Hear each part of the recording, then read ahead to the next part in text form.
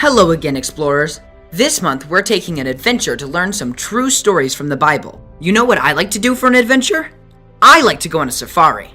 Let's pretend we're in the jungle on a safari. What animals would we see? We might see some monkeys, tigers, or alligators. Let's all think of our favorite wild animals and pretend to be that animal at the same time. Ready, set, go! Wow, that was fun. Let's hear a true story that has some animals in it. This story comes from the book of Acts in the Bible. This is Cornelius. He loved God and loved helping people.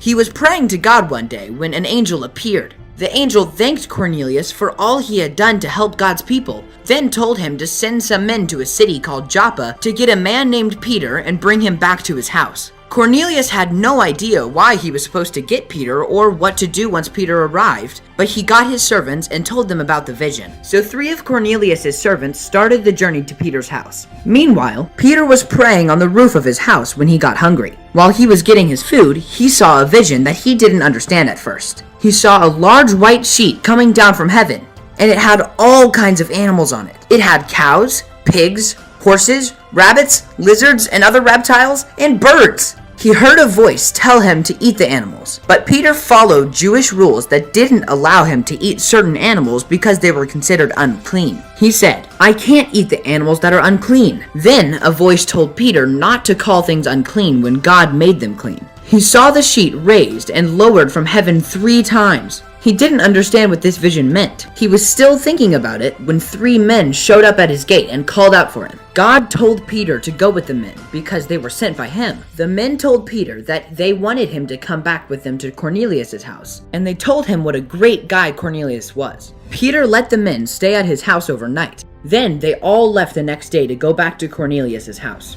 Normally, Peter, a Jew, and Cornelius, a Gentile, wouldn't hang out with each other, because Jews thought Gentiles were unclean. But God wanted to teach everyone something important by having Peter and Cornelius together. When Peter and the servants arrived at Cornelius' house, they saw a large crowd of people there waiting. Cornelius was excited and waiting for Peter to arrive. When he finally saw them, Cornelius fell at Peter's feet. Peter told him to get up. Then they walked inside and Peter talked to all the people there. He told them that he knew it was okay to come spend time with them, even though he was a Jew and they were Gentiles, because God told him not to call anything unclean. He said he finally understood the vision and that God wanted everyone to know that God doesn't have favorites. He loves everyone equally, no matter where they are from or what they look like. God doesn't love anyone more or less than anyone else. Peter talked about the message of Jesus, and all the people there decided to follow Jesus and got baptized. Jesus loves all of us too, no matter who you are or where you live or what you've done.